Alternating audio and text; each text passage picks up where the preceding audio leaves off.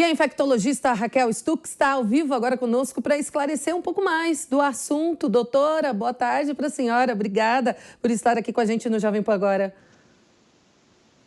Boa tarde, Kalina. É um prazer estar conversando com vocês, com todos que nos acompanham aqui no JP. Prazer sempre é nosso, doutora. Bom, primeiramente, o que estes números mostram para a gente? Podemos ter esperança de que as coisas estão finalmente melhorando? Olha, Kalina, esses números que se mantêm abaixo de 1 por 3 semanas já, nos mostram que o final do túnel iluminado está bem próximo, né? Então, aquela luz do final do túnel que nos traz realmente esperança, como você colocou, parece que está próximo, mas ainda não chegou. Então, é uma excelente notícia. O que a gente sabe nesses 15 meses, 16 meses de pandemia é que manter por 2 semanas abaixo de 1 é, sem dúvida nenhuma, um sinal de um controle da pandemia, mas então é super importante, é motivo de alegria, de esperança, mas ainda não nos dá ainda o direito, né, de acharmos que a vida volta ao que era em 2019 já a partir de amanhã. Ainda precisamos ter cautela. Até porque, né, doutor, em novembro do ano passado, a taxa de transmissão do coronavírus era de 0,68 e depois a situação se agravou de novo. Quais são os procedimentos que devem ser seguidos daqui em diante? Bom, primeiro a gente deve manter, né, a vacinação, né, conseguir vacinar cada vez mais um número maior de brasileiros e devemos sempre incentivar e alertar as pessoas da importância de completar a segunda dose para aqueles que estão recebendo vacinação, né, vacinas que precisam de 2 doses. Isso é fundamental. Nós temos uma variante nova, talvez 2 até, né, então a variante é de origem do Peru, né, que é a Lambda, a variante que a gente já conhece de origem da Índia, que é a Delta, que elas precisam, né, quer dizer que a gente precisa ter 2 doses da vacina ou a vacinação completa com a Janssen para proteção contra essas 2 variantes. Então, a gente precisa continuar vacinando muito. E precisamos ainda manter os cuidados de uso de máscara, principalmente máscaras com alta capacidade de filtração quando estivermos em ambiente fechado, evitar esses ambientes na medida do possível, né, mas a utilização, né, das máscaras, a higienização das mãos ainda é extremamente importante. Doutora, e sobre os sommeliers de vacinas, aquelas pessoas que se recusam a tomar uma ou outra vacina, tem muita gente se recusando a tomar a vacina AstraZeneca, Oxford, por exemplo, por medo da reação que ela possa dar. Eu, por exemplo, tomei essa, não senti absolutamente nada após.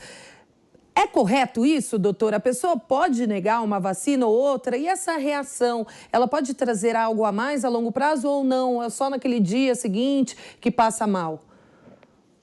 Normalmente, na grande maioria das vezes, né, as pessoas que têm reação à vacina, elas têm 24 horas depois, né, nas primeiras 24 horas depois da aplicação da vacina, reações que um antitérmico comum, analgésico comum, essas reações já são controladas. E nós devemos lembrar, né, Kalina, que a gente deve ter medo do que a Covid pode nos causar. Né? Nós temos acompanhado tanto famosos quanto pessoas anônimas, né, a luta pela vida, ficando 3, 4 semanas na UTI. Então, disso é que a gente tem que ter medo. A transmissão está diminuindo, mas a Covid ainda está aí. É disso que a gente tem que ter medo. Medo da reação, que no dia seguinte, né, ou 2 dias depois você já está bom de novo, isso e protegido, né, não é para ter medo disso, não.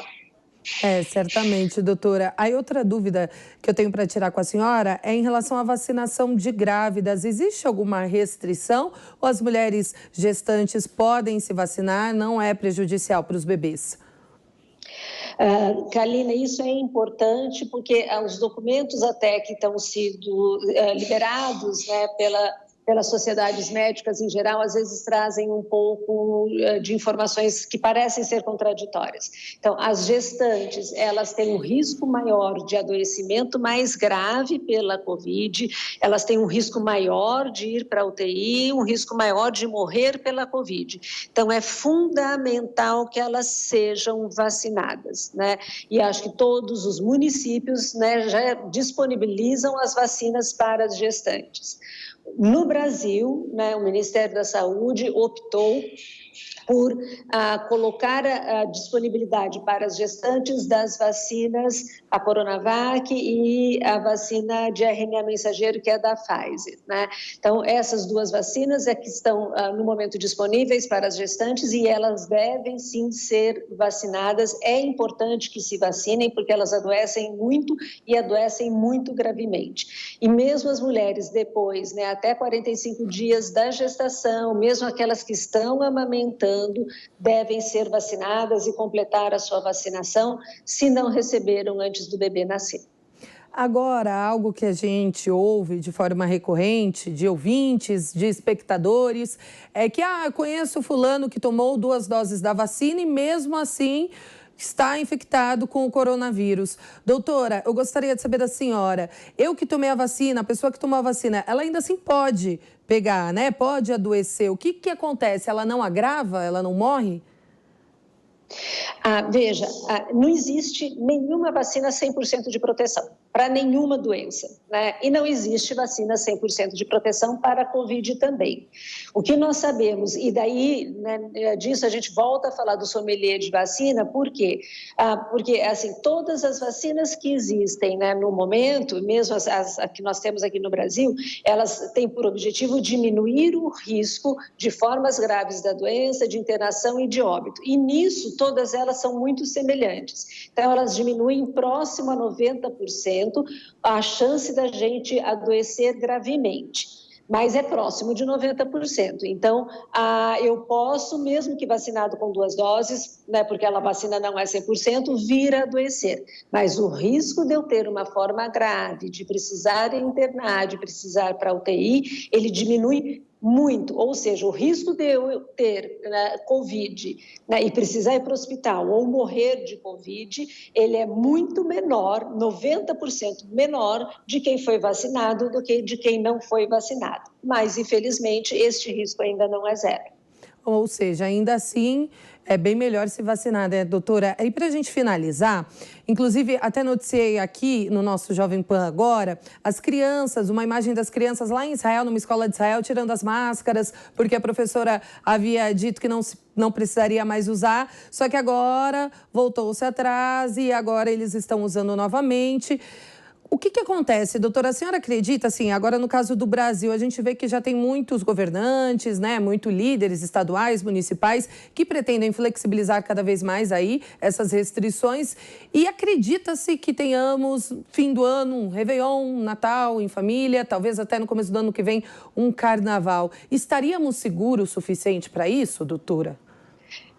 É muito cedo para a gente garantir que teremos essas, né, super reuniões, essas mega aglomerações, como nós gostamos e estamos sentindo falta, todos nós, né?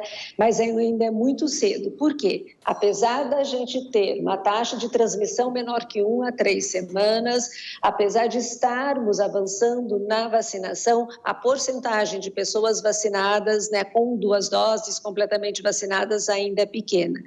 E nós sabemos que as novas variantes podem eventualmente, né, desafiar a capacidade de proteção das vacinas.